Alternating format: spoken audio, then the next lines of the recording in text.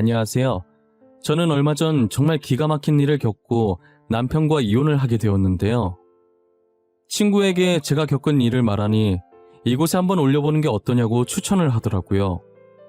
익명으로 제보하는데 여기에도 저 못지않게 스펙터클한 일들이 많이 일어난다고 하면서요.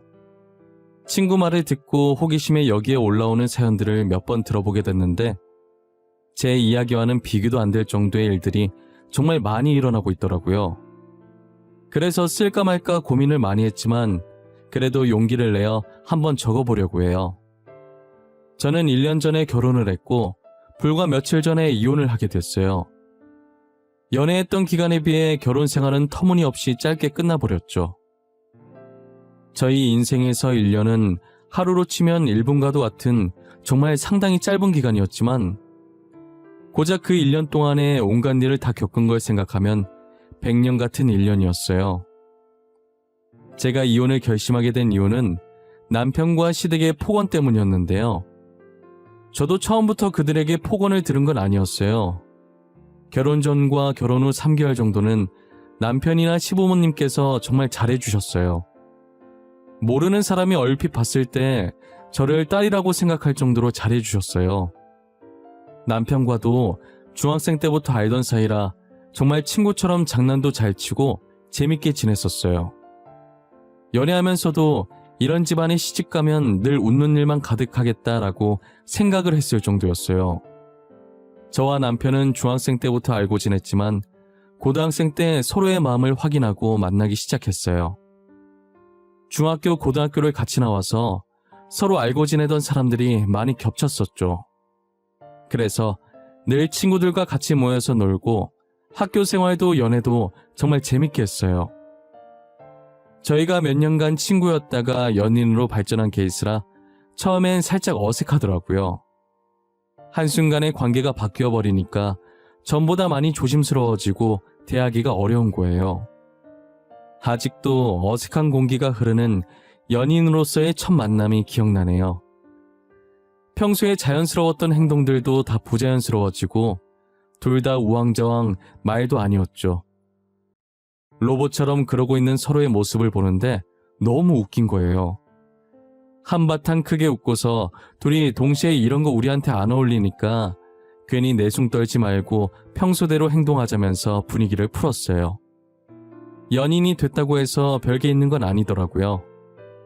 오히려 서로가 서로에게 대해 잘 아니까 6년이라는 시간 동안 편하게 만날 수 있었던 것 같아요. 어떻게 하면 화가 풀리는지도 잘 알아서 싸우지도 않지만 간혹 싸우게 되면 금방금방 화해했었어요. 나를 이렇게까지 잘 아는 사람이 또 있을 수 있을까라는 생각이 들었고 남편도 저와 같은 생각을 하고 있었던 건지 지금같이 친구처럼 재밌게 살자며 프로포즈를 했죠. 저는 당연히 남편의 프로포즈를 받아주었고 양가 부모님을 만난 뒤 결혼 준비를 시작했어요. 프로포즈를 받아주면서도 걱정됐던 게 한 가지가 있었어요.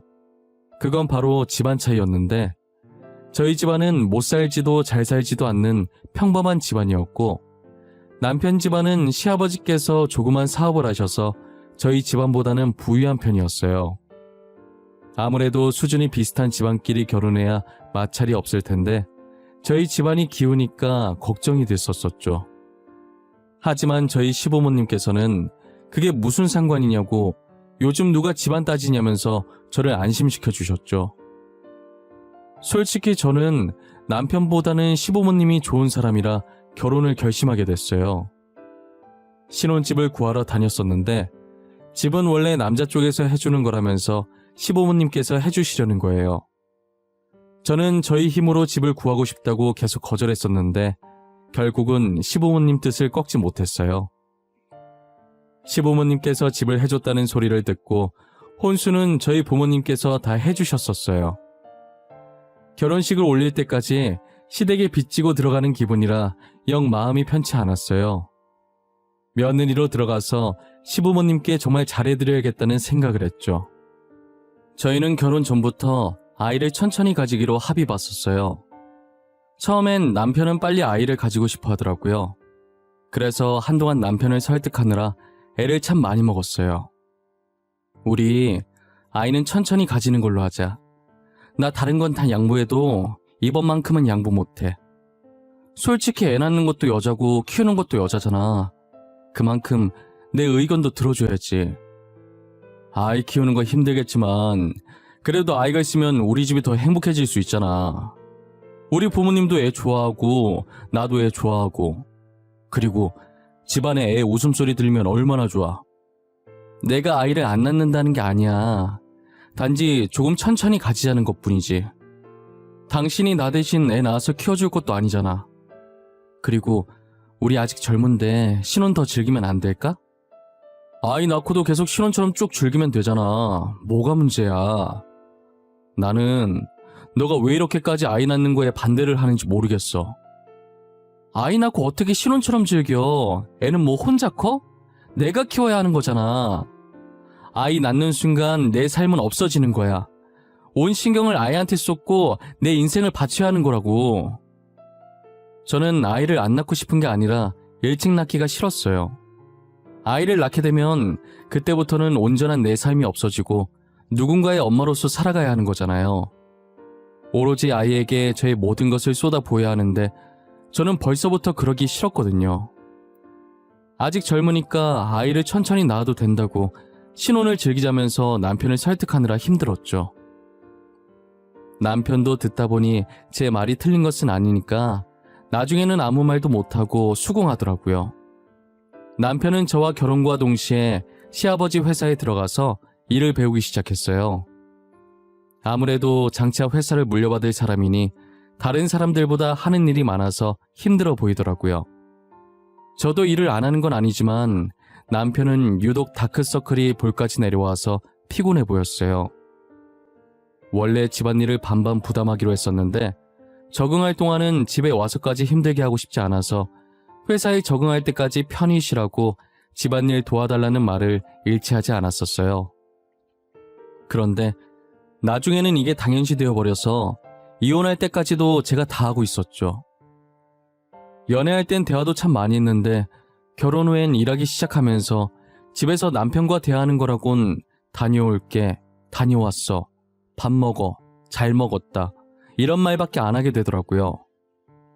한 번 말할 때 4글자를 못 넘기는데 이게 각 결혼한 신혼의 모습이 맞는 건가 싶었어요. 20년 동안 지지고 볶고 살아온 부부도 이 정도까지 아닐 거예요.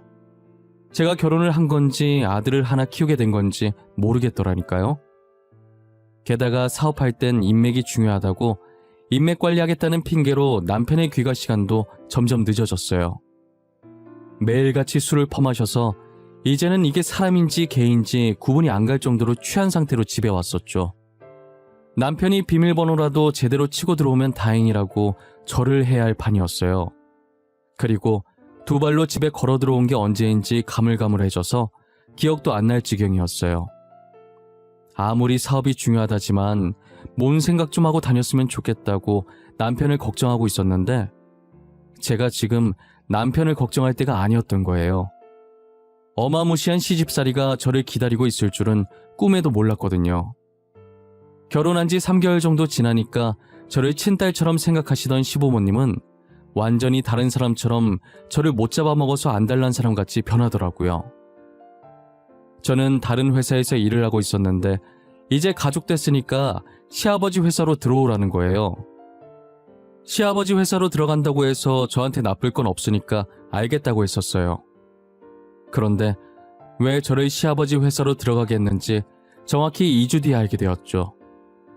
회사로 출근해서 이제 막 일을 시작하려는데 시어머니께 전화가 온 거예요. 아가, 오늘 제사 있는 거 알고 있니? 얼른 와서 음식 좀 해라. 나 혼자서는 도저히 못하겠구나. 네가 빨리 와서 도와줘야겠어. 어머님, 저 지금 회사에 있어요. 어차피 제사 늦게 하지 않아요? 제가 퇴근해서 음식 만들던지 아님 사가던지 할게요. 사긴 왜 사? 직접 만들어서 올려야지. 빨리 와야 돼. 음식 할 거 많아. 거기 내 남편 회사인 거 잊었어? 너 간다고 해도 아무도 뭐라고 안 하니까 얼른 집에 오너라. 네? 그래도 어떻게 말을 안 하고 나가요? 일단 알겠어요. 그럼 제가 지금 하던 일만 금방 끝내고 갈게요. 얼마 안 걸리니까 조금만 기다려주세요. 여러분들도 대충 눈치채셨다시피 이런 식으로 시도 때도 없이 저를 부려먹기 위해서 일부러 시아버지 회사에 저를 넣어놓으신 거였어요. 그리고 형편이 기우는 저와 남편의 결혼을 허락한 것도 비슷하거나 더 높은 집안은 부려먹질 못하니 저같이 살짝 기우는 집안의 며느리를 들여야 부려먹기 쉬워서였어요. 저는 시어머니께 번번이 저런 전화를 받으면 일하던 걸 내려놓고 시댁으로 달려가야 했죠. 시댁에 있는 강아지 사료 안 주고 왔다고 사료 주고 오라고 전화를 하지 않나, 가스불 끄고 나왔는지 기억 안 난다고 확인 좀 해달라고 하질 않나, 정말 사소한 것도 저를 시키셨어요. 그러다 보니 당연히 다른 직원들은 저를 안 좋은 시선으로 보기 시작했어요. 처음엔 제가 왜 자리를 비우는지 모르니까 시아버지 회사라고 막 다닌다고 쑥덕거렸었어요. 그런데 한 번은 제가 탕비실에서 시어머니께 전화하는 것을 듣고는 불쌍하다고 쑥덕거리기 시작했죠. 차라리 욕먹는 것보단 불쌍하다고 생각하는 편이 더 나았어요. 시어머니한테 종놈 취급받는 것 같아서 저도 제 자신이 불쌍했거든요. 시아버지 생신에도 제가 외식을 하려고 했는데 무슨 소리냐고 저보고 직접 밥을 차리라고 하더라고요. 결혼 후 첫 생신인데 대충 때우려고 한다고 시부모가 물로 보이냐고 하면서 말이에요. 12첩 반상으로 상다리가 부러질 만큼 해오라면서 손가락으로 제 머리를 툭툭 치면서 말씀하시는데 그게 얼마나 기분이 나쁜지 당하지 않으면 모를 거예요. 저는 울며 겨자 먹기로 인터넷에 검색해서 12첩 반상을 직접 다 만들어서 해다 바쳤어요. 힘들게 만들었는데 수고했다는 말도 없이 맛 평가나 하고 있더라고요. 얘, 간이 하나도 안 맞잖아. 너는 어째 이거 하나 못 만드니? 잘하는 게 하나도 없어 정말. 도대체 저런 애는 어디서 굴러 들어온 거야? 너네 엄마는 이런 것도 안 가르치고 시집 보냈니? 여보, 그래도 새 아가가 한 성의가 있는데 너무 그러진 말게나. 아가, 나한텐 간이 딱 맞구나. 너도 얼른 와서 숟가락 들지 않고 뭐해? 성의는 무슨, 당신이 뭘 몰라서 그러는 건데 저거 내가 시켜서 억지로 한 거예요. 지 귀찮다고 밖에서 사 먹자고 했다니까요. 시애비 첫 생일인데 사 먹자는 게 말이 되나? 맛있는 거 먹이고 싶은데 음식엔 자신이 없으니까 그랬나 보지. 뭘 또 그렇게까지 반응을 해? 아가, 나는 뭐든 괜찮아. 그리고 이 사람 말 마음에 담아두지 마. 생각 없이 말하는 게 취미인 사람이니까. 죄송해요, 아버님. 제가 생각이 짧아서 괜히 두 분 싸움만 붙인 것 같네요. 기분 좋아야 할 날인데 진짜 죄송해요. 더 연습해서 다음엔 맛있는 밥 차려드릴게요. 시어머니께서 음식 평가하면서 저한테 일방적으로 화내고 계실 때 막아주신 건 시아버지밖에 없었어요. 열심히 제 편 들어주시는 시아버지 옆에서 남편은 옆에서 개걸스럽게 밥을 퍼먹기 바빴죠. 그럼 또 남편 먹는 모습 보고 시어머니께서는 남편은 며칠 동안 굶겼냐고 화내셨어요. 어찌나 자기 아들을 애지중지 여기던지 둘 다 꼴보기 싫어서 제 앞에 있는 밥그릇을 던지고 싶었어요. 시어머니는 계속 맛없다고 투덜거리면서 제일 많이 드시는 거 보고 어이가 없었습니다. 시아버지 생신이 지나고 얼마 뒤 친정어머니께서 넘어지면서 꼬리뼈를 조금 다치신 거예요. 움직일 수가 없어서 당분간 입원을 해야 했고 저는 시아버지께 부탁해서 당분간만 회사를 쉬겠다고 했죠. 시아버지께서는 제 사정을 듣고 어머니 많이 아프신 거냐고 얼른 가보라고 흔쾌히 허락해 주시더라고요. 그래서 회사에 급한 일만 먼저 처리하고 곧장 친정어머니 병실로 가서 병간호를 하고 있었어요. 그런데 제가 병실에 들어온 지 1시간도 안 돼서 시어머니께 전화가 온 거예요.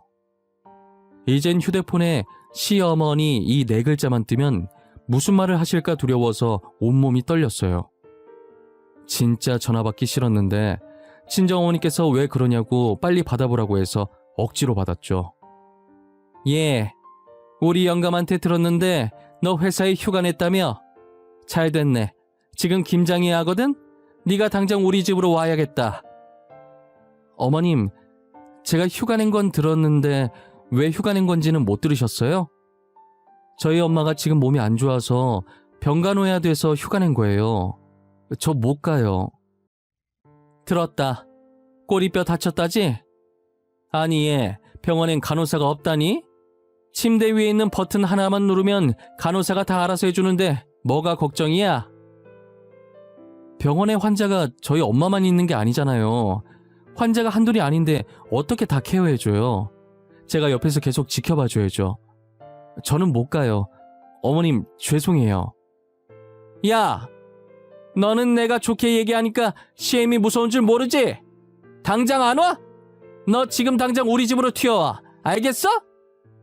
목소리가 어찌나 카랑카랑하고 크던지 볼륨을 1로 했는데도 밖까지 시어머니 목소리가 다 들리더라고요. 저희 어머니는 자기는 괜찮으니까 시어머니한테 급한 일 있는 것 같아 보이니 저보고 가보라고 했어요. 결국 저는 어머니한테 너무 미안해서 눈물 찔끔 흘리고 무거운 마음으로 시댁에 향했죠. 도착하니 동네 사람들한테 다 나눠줄 작정인 건지 배추가 거실 한가득 쌓여 있더라고요. 시어머니는 해맑게 웃으면서 저보고 이거 다 하면 된다고 그러시는 거예요. 말이 쉽지. 도대체 둘이서 저 많은 양의 배추들을 가지고 언제 다 하냔 말이에요. 저는 울상을 지으며 빨간 고무장갑을 끼고 배추에 양념을 묻히고 있었어요. 그런데 시어머니께서는 양념 만드느라 힘드시다면서 소파에 앉아 계시더라고요. 설마 이 많은 걸 제가 다 해야 하냐고 물어보니 당연한 거 아니냐는 대답만 돌아왔죠.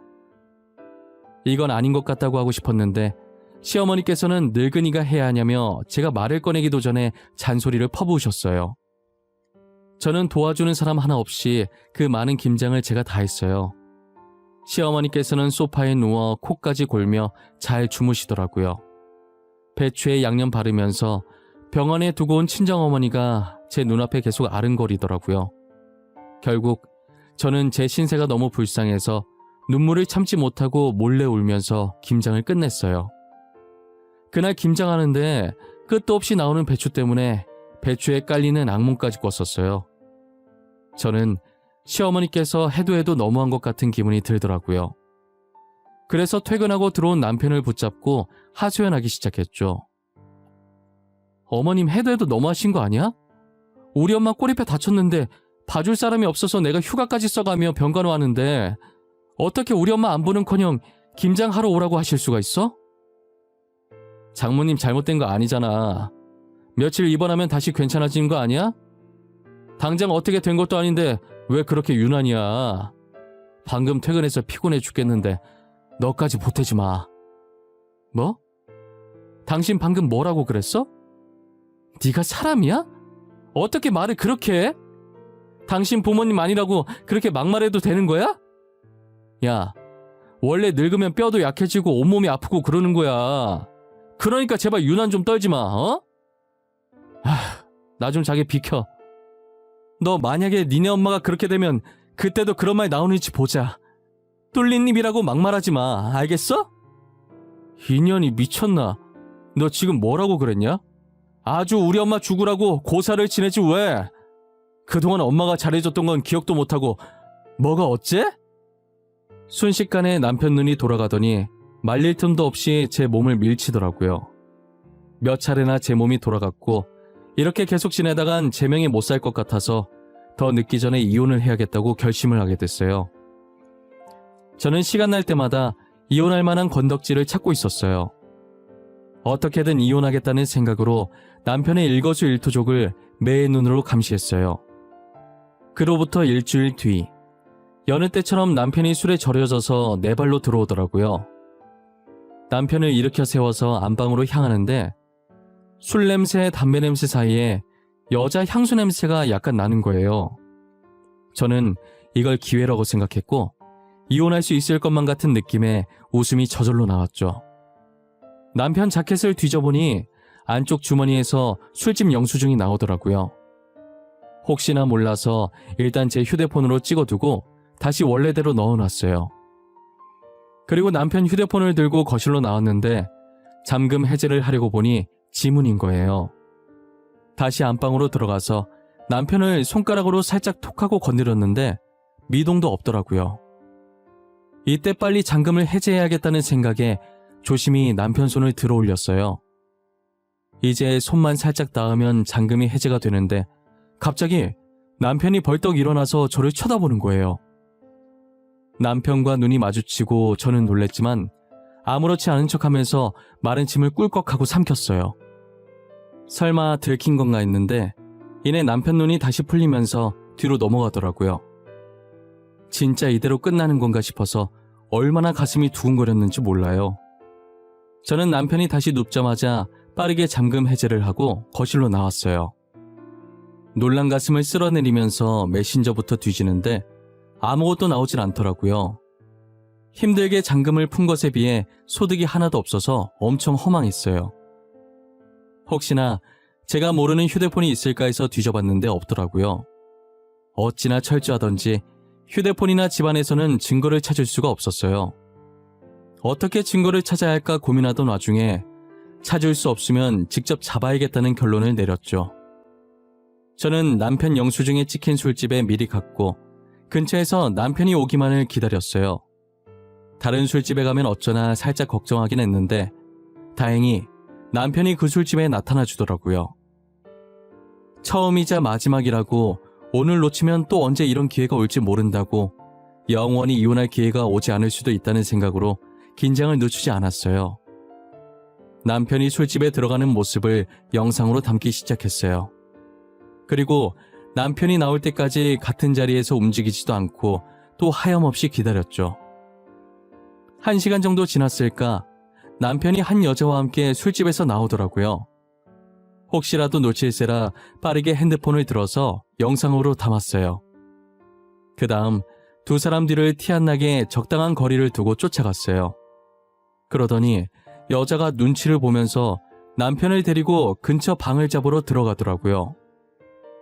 저는 두 사람이 들어가자마자 황급히 따라 들어갔어요.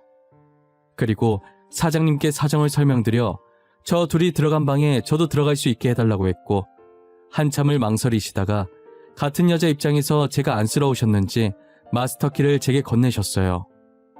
저는 키를 받아들고 그들이 들어간 방 앞에 섰는데 너무 떨려서 심호흡을 한 번 하고 어느 정도 진정이 됐을 때 녹화 버튼을 누르고 조심스럽게 문을 열었어요. 문을 열자마자 그들이 애정행각하는 게 바로 보이더라고요. 모든 순간을 다 담았고 여자는 저를 보고 소리 지르더니 옷을 챙겨서 나가버렸어요. 남편은 제가 폰으로 찍고 있는 것도 모를 정도로 눈에 뵈는 게 없는지 이게 무슨 짓이냐고 제 뺨을 한 대 치더라고요.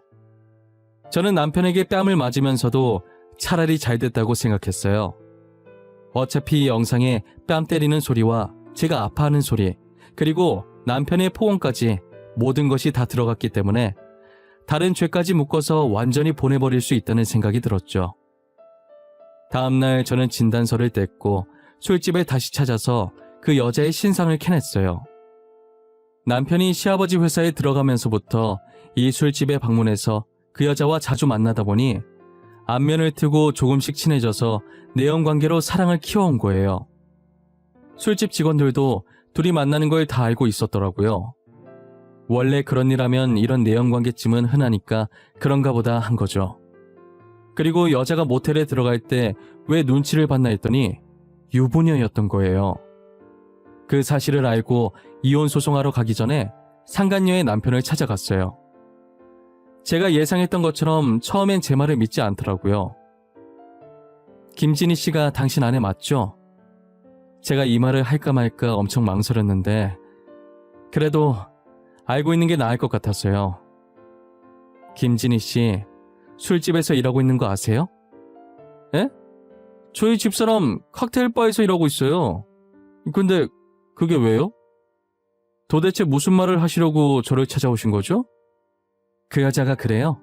자기 칵테일 바에서 일한다고? 이거 진짜 재밌네. 남편한테 자기 직업 속였나 보다.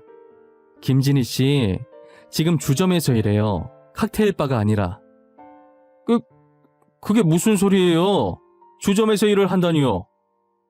장난치지 마세요. 저 그런 장난 안 믿습니다. 더 들을 말 없을 것 같으니 먼저 일어나 볼게요.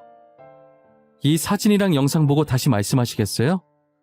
아마 이거 보고 나면 저랑 말하고 싶은 생각이 확 드실 텐데. 상간녀 남편이 일어나서 가려다가 무슨 말이냐는 듯이 인상을 찡그리면서 저를 쳐다보길래 저는 여유롭게 살짝 웃으면서 테이블 위에 있는 제 폰 화면을 손가락으로 툭툭 쳤어요. 제 손짓에 상간녀 남편은 저를 쳐다보던 시선을 제 휴대폰 화면으로 옮겼죠. 영상을 틀어주니 화면을 빤히 보다가 서서히 다시 앉더라고요. 그리고 옆에 사진을 몇 장 던져주니 떨리는 손으로 사진을 틀었어요. 사진을 한참 보다가 제 남편과 같이 나온 사진을 제 앞에 놓더라고요. 그리고 손가락으로 남편을 가리키면서 누구냐고 물어봤죠. 누굴 것 같아요? 뭔가 당신 표정은 이미 예상을 한 것 같은데. 맞아요. 그 남자 제 남편이에요. 당신 아내랑 바람난 놈이요. 술집에서 일하는 것도 모자라서 유부남이랑 바람이 났다고요? 그럼 아까 영상 속 남자도 그쪽 남편 되는 사람인가요? 네, 그 둘 동일 인물이에요. 참 웃기죠? 똑같이 배우자 있는 사람들끼리 저러고 있으니 말이에요. 아무것도 모르는 당신이 너무 불쌍해서 더 호구되기 전에 빨리 정리하라고 이렇게 연락드린 거예요. 감사합니다. 저와 일면식도 없는데 이렇게 알려주시고. 솔직히 제가 어떻게 되든 당신한테는 상관없는 사람이잖아요. 그런데 왜 도와주시는 거예요? 아까 말한 것처럼 불쌍해서요. 저는 이혼하고 싶어서 핑계 찾다가 이렇게 된 거라 상관없지만 당신은 아무것도 모르고 당하고 있는 거잖아요. 얼른 똥차 버리고 그쪽 새 인생을 찾았으면 좋겠어요. 저는 새 출발하라는 말과 함께 사진은 증거로 잘 사용하라고 넘겨주고 나왔어요. 곧바로 저는 남편에게 이혼 소송과 폭행죄로 고소를 했고 상간녀한테는 상간녀 소송을 걸었어요. 술집에서 일하는 특성상 정말 하루 즐기는 사람들도 많으니까 혹시나 상간녀 소송이 되지 않을까봐 저는 직원들이 내연관계라고 증언한 음성을 증거로 제출했어요. 증거를 토대로 두 사람의 내연관계가 인정돼서 제게 위자료를 내야 했고 상간녀 남편한테도 똑같이 위자료를 내야 했죠. 시아버지는 저를 아껴주셨기 때문에 죄송해서 회사에다가 이 일을 알리지 않으려고 했는데 시아버지께서는 괜찮다고 하고 싶은 대로 하라고 하시더라고요. 제가 그동안 결혼 생활하면서 시어머니와 남편에게 얼마나 당했는지 아시니까 집사람 관리 못하고 자식 잘못 키운 자기 잘못이라고 자기도 벌을 같이 받아야 한다고 하시는 거예요. 그래서 저는 고민 끝에 회사 커뮤니티에 영상을 올렸어요. 제가 올렸던 영상이 짧은 시간에 급속도로 퍼지고 다른 회사까지 소문이 나면서 시아버지 회사에 투자해 주셨던 분들도 다 투자금을 빼셨고 결국 시아버지 회사는 망하게 되었어요. 그래도 시댁집은 급하게 시아버지의 형한테로 돌려놔서 빨간 딱지가 붙지 않았고 대신 많은 빚을 지게 됐죠. 시아버지는 더 이상 시어머니랑 살고 싶지 않다고 이혼을 하셨고 몰래 집을 팔아서 이사를 가셨어요. 한순간에 모든 것을 잃은 시어머니와 남편은 지금 뭘 하면서 살고 있는지 모르겠네요. 아마 남편에 대한 소문이 너무 많이 나서 다른 회사에 취직은 절대 못할 거예요. 지금 제가 다니는 회사만 해도 남편 이력서를 보고 이 사람이 그 사람 아니냐고 이력서를 제대로 보지도 않고 넘겨버리거든요. 이젠 할 수 있는 일이 아무것도 없으니 새벽에 일찍 일어나서 노가다나 뛰고 있겠죠. 자기가 한 짓이 쪽팔린 줄은 아는지 저희와 친했던 친구들과도 연락을 끊었더라고요. 지 친구가 제 친구니까 이제 전 남편한테 남은 친구도 없을 거예요. 제 친구들은 제 이야기를 듣고 그런 집안에서 그동안 어떻게 참았냐고 잘했다고 나 같았어도 그렇게 했겠다고 저를 위로해 주었어요.